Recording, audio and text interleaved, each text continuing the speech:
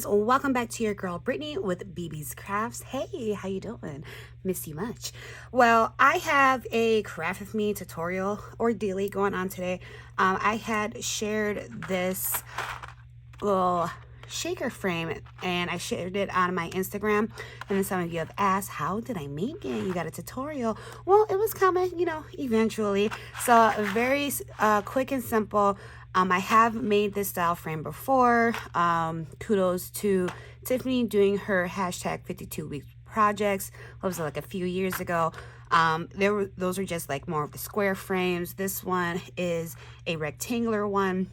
And very cute, very simple. I actually have this one as a decor piece in my home. So you could utilize it as decor. You could create a way of it opening up so you can go ahead and house gifts. You can make it like create a sleeve to go over it so you can do gifts. I mean, honestly, it's not something that you haven't seen before, but I'm just going to go ahead and show you how I made it. So, yeah. So what you're going to need is you're going to need a piece of cardstock that measures out to be 10 by 12, and on all four sides you're going to score at 1/2 inch, 1 inch, 1.5, and 2. So then when you flip it over onto the 10-inch side, let me grab my scoreboard so you have a better idea of what I am talking about. So mind you, my scoreboard reads from right to left. So when you have it on the 10-inch side, so you just did your score at 2, right?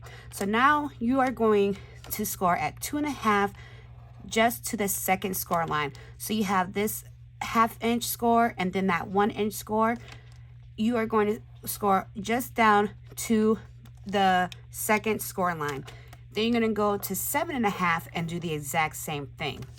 Flip your cardstock all the way around to the other side of the 10-inch, and you are going to do the same exact thing, just up to the second score line. So let me get that out the way. So now, because this paper is so busy, I did use a black pen so that way you can kind of see what I am talking about here.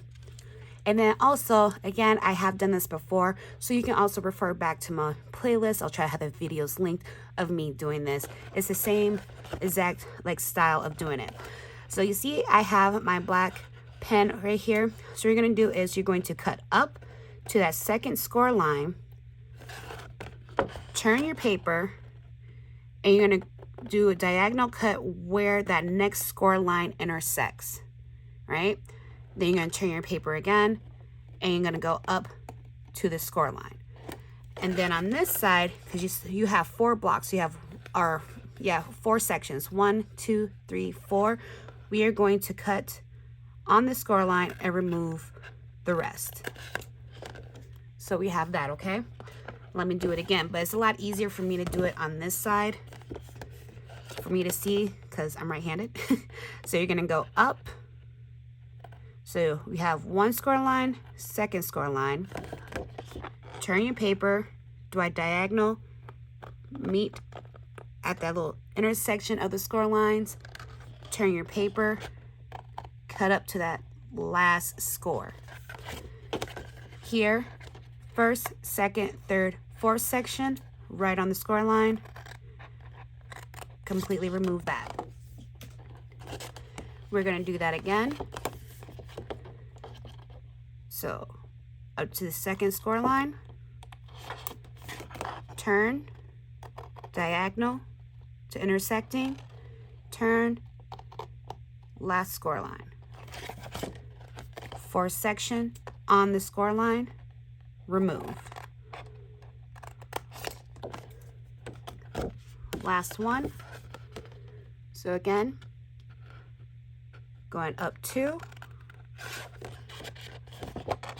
turn, intersecting, turn, up to the score line, 1, 2, 3, 4, cut on the score line, where it meets, remove. So you should have a fun shape going on like so. Now we're going to go ahead and fold up on our score lines. And then if you are using directional paper, make sure you know what side you want to be going whichever way. So if you're going to have your frame be vertical, so then make sure that your design, you know, all depends on how you want your sub to be designed. So of course this one is not directional, so I can go ahead and play with it however I want to. But if you want your sub to go up and down, make sure that your cuts and all of this or whatever, because this is my 10-inch side here, going across here is my 12. See what I'm saying? So all right, so now I have all of that burnished. So what I'm going to do is take my longer pieces, the ones that we didn't cut, and I'm going to lay those down first. So I'm going to remove my score tape,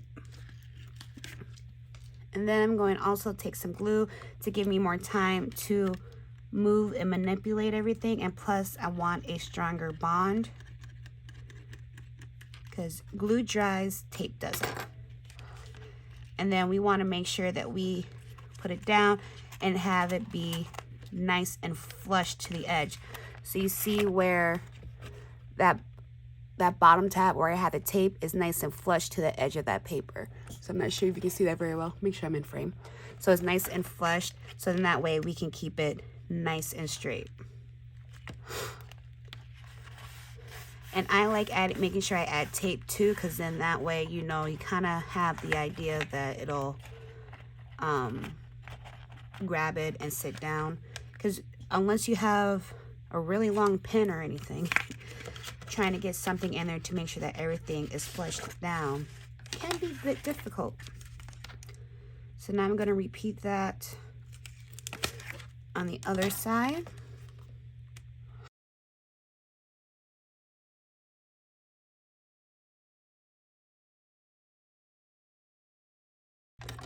All right, so now we have these two sides done.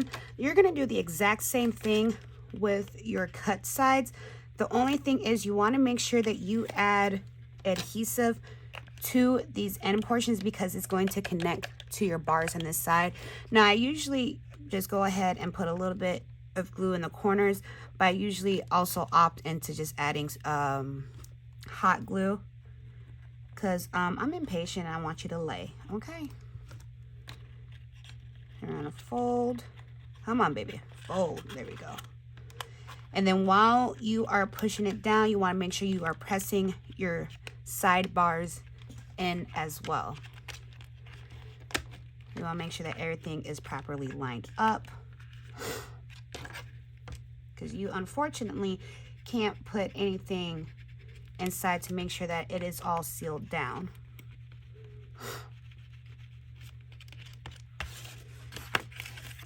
And then we're going to repeat on this side.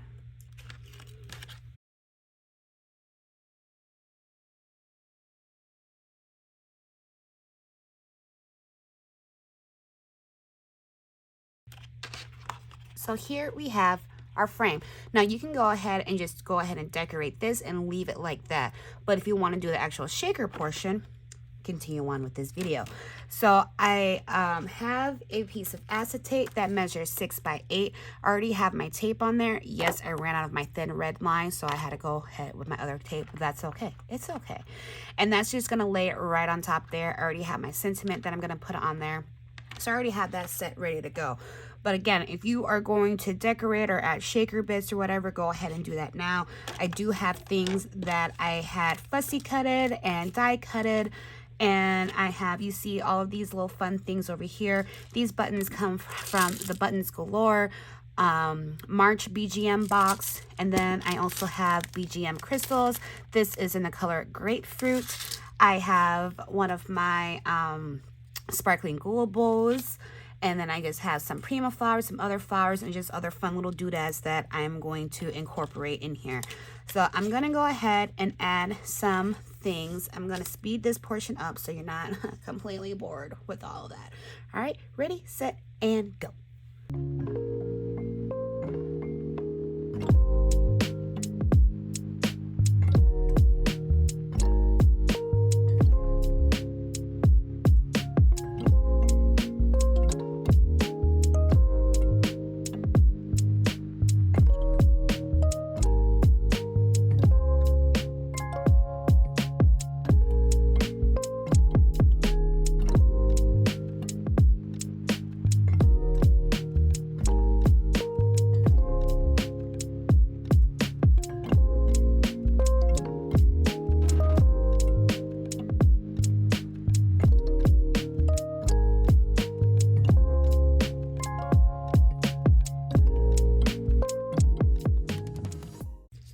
Right, so now I'm going to go ahead and remove my tape from the acetate, and I'm going to carefully apply this.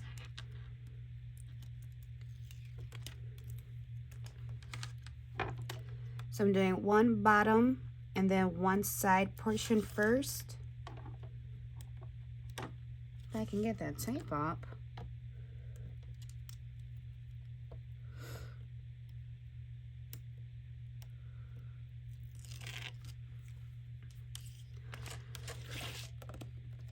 So I want to make sure it aligns straight.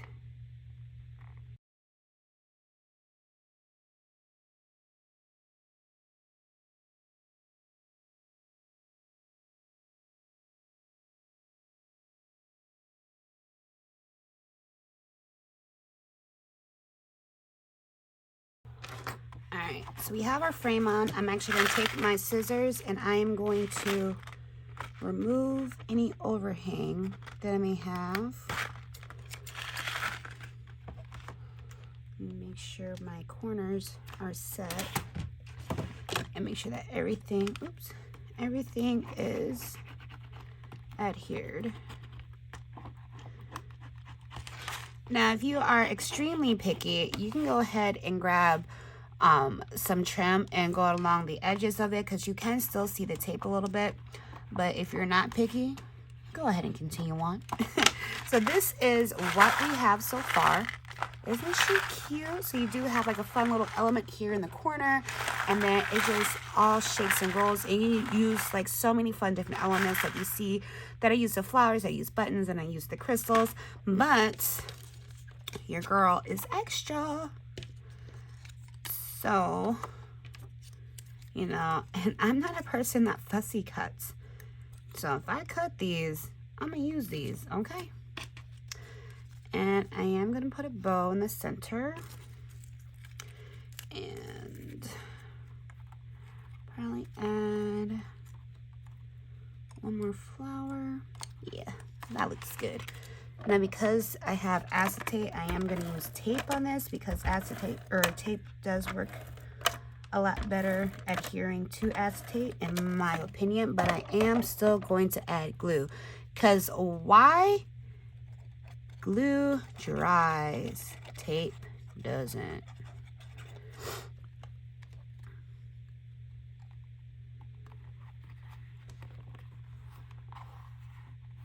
And if you already know your game plan of what you are going to decorate the outside of the frame with, if you are decorating the outside, because you saw how I have my sentiment already ready to go, because trying to press down and making sure that things are adhered to your project is a bit of difficulty.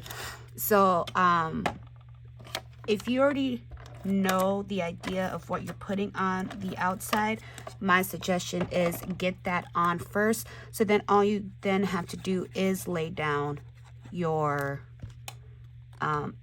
acetate. Now, of course, something like with adding the bow, of course you can easily do that, because this part is actually going to go on the frame itself, and I'm using hot glue, so it's not going to be a whole lot of pressure that needs to be applied. But just to throw that out there, because if you're doing things actually on the frame, it can sink in, you can pop it off.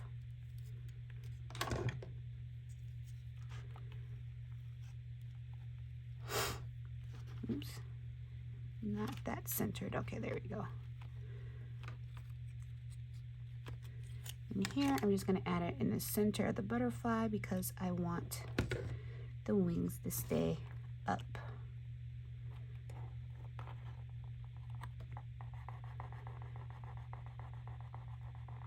And I'll probably add some glossy accents just to make things pop and stand out just a little bit more. But this is very, very quick, very simple, so cute. Isn't she cute? I think I like this one a whole lot better than this one. I mean, this one is very springy, and this one, I mean, it's still springy, but that just has a little bit of something extra to it versus this one. I don't know. Regardless, I love them both. I hope you guys too. Let me know which one yours is, which one is your favorite. And if you like today's tutorial, don't forget to hit that like button. And also, if you're not subscribed to my channel already, please do, because we have fun over here. And I would hate for you to miss out on my future uploads, so make sure you join the BB's Craft family. Thanks so much for hanging out today, guys. I will catch you in the next video. Bye.